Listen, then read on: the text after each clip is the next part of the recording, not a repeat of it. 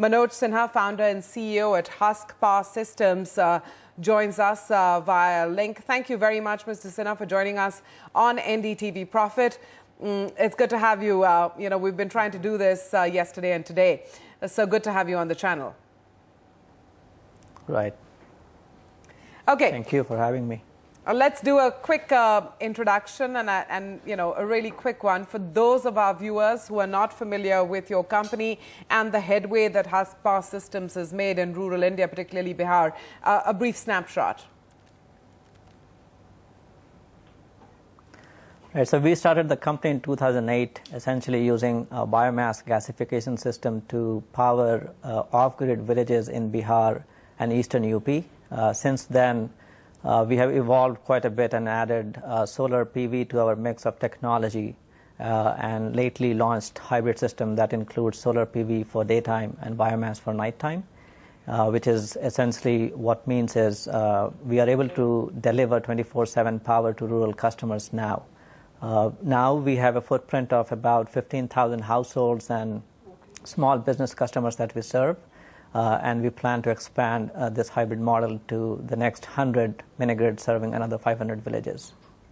Okay. I'm going to rewind a little bit and just understand the economic proposition when you were dealing with, the biomass approach solely. You've got rice husk, it's unutilized, it's available in abundance in certain states of the country, certainly. And what kind of rate structure and economic viability did it present? And then we'll talk about the hybrid model and the options it throws up. Right, so we started with biomass, back in 2008 because, as you rightly said, rice husk is plenty available in India and it is mostly discarded or wasted. It does have some market, but we are able to procure at a pretty reasonable price of about 2 rupees a kilo. That enables us to generate power from this waste product and deliver energy to rural customers who never had any access to energy before at a reasonable price point. And if you have to do some economics, they typically end up spending 150 to 200 rupees to get this power wherein they can run lighting and cell phone charging and maybe a fan for a couple of hours. So that's where we started because it made sense at the time in 2008 when solar prices were too high, probably $5 a watt, as compared to what it is today. And it also has a lot of additional advantages in the sense that we are able to recruit 4 to 5 people locally, train them, and they become our employee who then have a reasonable income for their household. And the waste that comes out of the biomass gasification system, which is rice husk char, we are now converting that into incense sticks, which is essentially a green incense stick if you want to light that at your home for worshipping. And we are able to recruit about 50 women per plant to do that kind of production, which then generates income for them at the rate of around 5,000 rupees per month, which is significant change in their life as well. Okay, so electricity is one component, but there are a lot of other components. Fair enough. I'm just going to sort of Go ahead. Pause there and ask you to now lay the solar piece as well into this proposition. You refer to the fact that the prices of solar power have, now entered the realm of reason, and therefore the solar option looked like a viable one. I understand that many of the end users of the electricity you generated, from going to a scenario where there was no power, now wanted 24 hours power. So I guess that had to get your company going to think about other options too.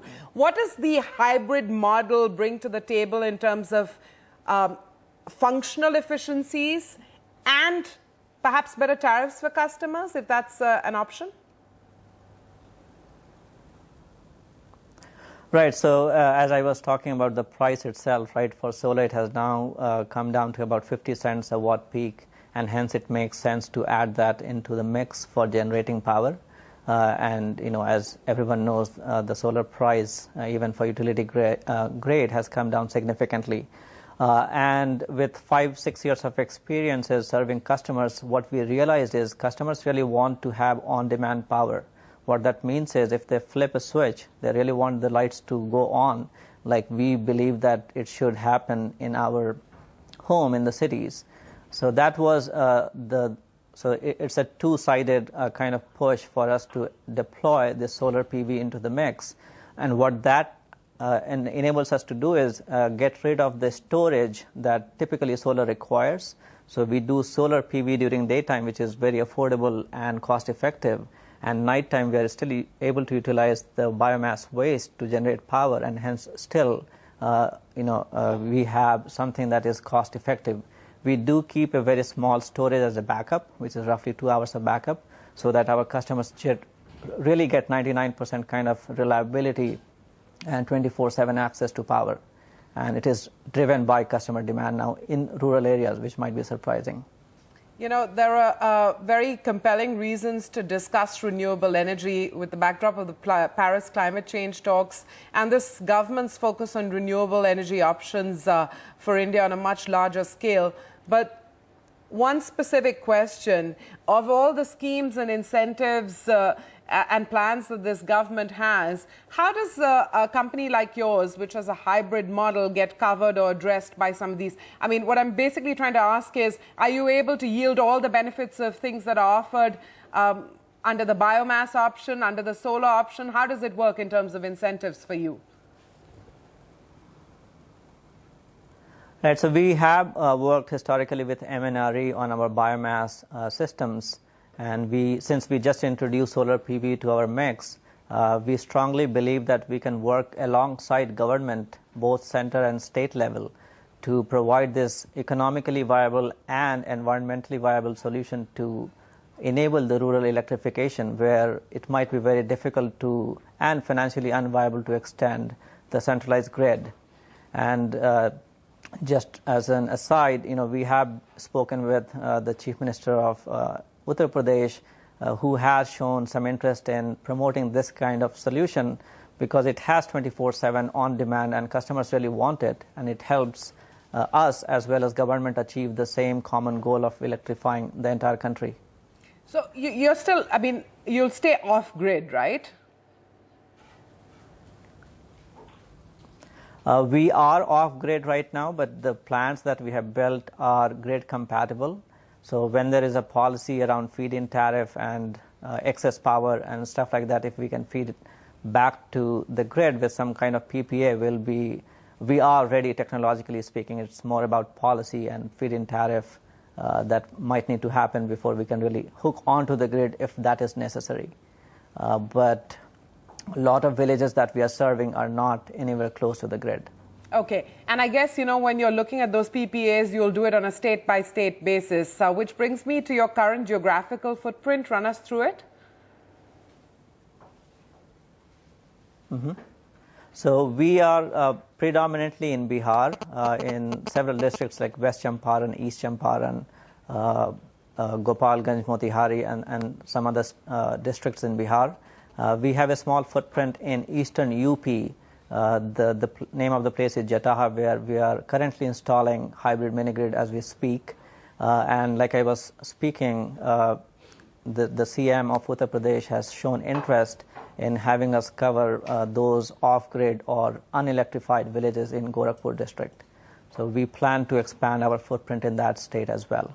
Okay, what's the biggest challenge? Mr. Sinha, I'll ask you to be as honest as possible. What's the biggest challenge for you right now in the company?